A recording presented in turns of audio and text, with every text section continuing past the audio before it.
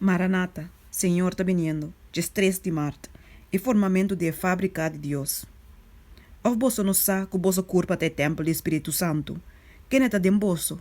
Quem é bosso tim de Deus? E que o bosso não está pertencendo a bosso mesmo? Mas uma bosso agora comprar para preço. Pensei, glorificar Deus de bosso corpo. 1 Coríntios 6, versículo 19 e 20.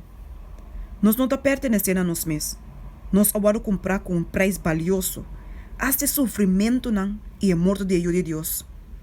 Se nós para compreender isso aqui e realizar isso aqui completamente, nós lo sentimos uma grande responsabilidade riba nós, para ter nós mesmos em a melhor condição de saúde, para nós perdoar a Deus um serviço perfeito. Nós está querendo, sem nenhuma dúvida, que Cristo está vindo pronto.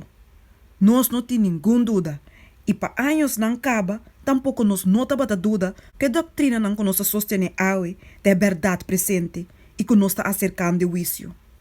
Nós está preparando para contra o que lo vai estar acompanhado de uma grande multitud de ángeles não santo, para parecer de nuvem de cielo, para dar o justo não e o fiel não, e toque final de imortalidade.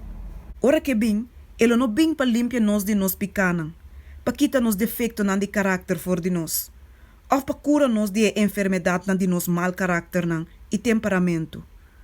O trabalho aqui já lo está realizado. Promete que tempo é. Se essa que é a guarda assim para nós todos. Ora que o Senhor vini, esse não que lo está santo, lo que é santo.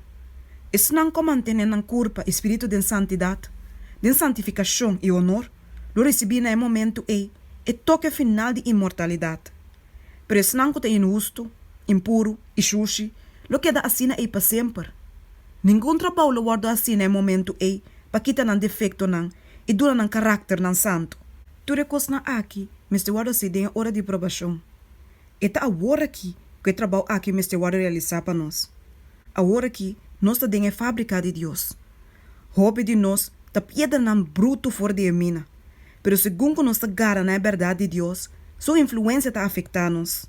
E está elevando-nos. E está quita toda imperfeição e pecar de qualquer natureza fora de nós. De maneira aqui, nós estamos preparados para mirar o Rei de sua boniteza e para unir finalmente com o ángel não puro e santo do reino de glória. E está aqui não, ribateira, que trabalho aqui me se vai alcançar para nós. Aqui não nos culpa, espírito, me se vai direita para a imortalidade.